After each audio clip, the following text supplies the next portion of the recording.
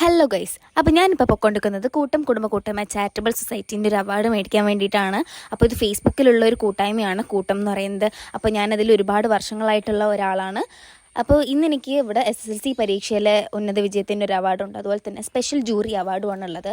അപ്പോൾ അത് മേടിക്കാൻ വേണ്ടി ഞാനിപ്പോൾ എത്തിയിരിക്കുന്നത് ഹോം ഓഫ് ഫെയ്ത്തിലാണ്. കാക്കനാടുള്ള ഹോം ഓഫ് ഫെയ്ത്ത് എന്ന് പറയുന്ന ഒരു അനാഥാലയത്തിലാണ് ഞാനിപ്പോൾ എത്തിയിരിക്കുന്നത്. അപ്പോൾ ഇവിടെ നിന്നാണ് നമുക്ക് അവാർഡ് തരുന്നത്. അപ്പോൾ ഇവിടെ കുറേ കുട്ടികളൊക്കെ ഉണ്ട്, ഒരുപാട് ഭിന്നശേഷിക്കാരായിട്ടുള്ള ഒരുപാട് കുട്ടികൾ ഇവിടെ ഉണ്ട്. അപ്പോൾ അവരെ മുമ്പിൽ നിന്നൊക്കെ ഈ അവാർഡ് മേടിക്കാൻ കഴിഞ്ഞതിൽ ഒരുപാട് നന്ദിയുണ്ട്.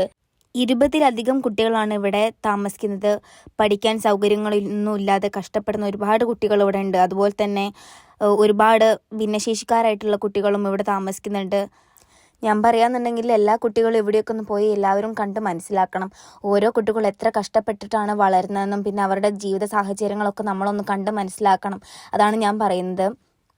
പിന്നീട് മുഖ്യ പ്രസംഗത്തിനൊക്കെ ശേഷം പിന്നീട് അവാർഡൊക്കെ കിട്ടി. പിന്നെ എന്നോട് പ്രസംഗിക്കാനൊക്കെ പറഞ്ഞു. ഞാൻ ആദ്യം വിചാരിച്ച് ഞാൻ എന്തെങ്കിലുമൊക്കെ മണ്ടത്തരങ്ങളൊക്കെ പറയുന്നു, പക്ഷേ ഒന്നും കയ്യിൽ നിന്ന് വിട്ടു പോയില്ലാന്ന് തോന്നുന്നു. കുഴപ്പമില്ലാണ്ട് ഞാൻ പറഞ്ഞു. പിന്നെ അതിന് ശേഷം പിന്നെ ഞങ്ങൾ ഫുഡ് കഴിക്കാൻ വേണ്ടി ചെന്നു. അപ്പം ഫുഡ് കഴിക്കുന്നതിന് മുമ്പ് ഇവരുടെ സ്പെഷ്യലായിട്ടുള്ളൊരു കാര്യം എടുത്ത് പറയേണ്ട ഒരു കാര്യമാണ് അവർ പ്രാർത്ഥിച്ചുകൊണ്ടാണ് അവർ ഭക്ഷണം കഴിക്കുക. അപ്പോൾ അതൊരു നല്ല കാര്യമായിട്ട് എനിക്ക് തോന്നി. പിന്നെ അമ്മ വെള്ളമൊക്കെ ഒഴിച്ചു കൊടുക്കുന്നുണ്ട്. ഞങ്ങളും ഒപ്പം അവരുടെ ഫുഡൊക്കെ കഴിച്ചു കേട്ടോ. അപ്പം ഇതും കൂട്ടത്തിൻ്റെ സംഘാടകരാണ് ഇതും ഒരുക്കിയിട്ടുള്ളത്. ഫുഡൊക്കെ എല്ലാവർക്കും ഏർപ്പെടുത്തിയത് അവർ തന്നെയാണ്. അപ്പം ഞങ്ങളും ഫുഡൊക്കെ എടുത്തത് കഴിക്കാൻ പോവുകയാണ്.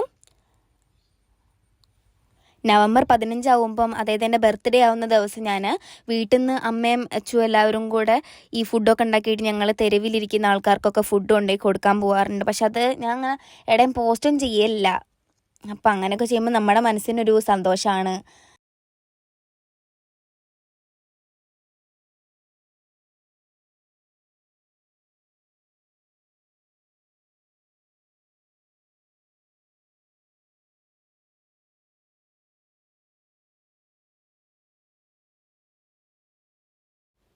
പിന്നീട് അങ്ങനെ എല്ലാവർക്കും ഫുഡൊക്കെ കൊടുത്ത് ഞങ്ങളൊക്കെ കഴിച്ചു. അപ്പം അത്രയേ ഉള്ളൂ. അപ്പോൾ എല്ലാവർക്കും വീഡിയോ ഇഷ്ടമായെന്ന് വിചാരിക്കുന്നു.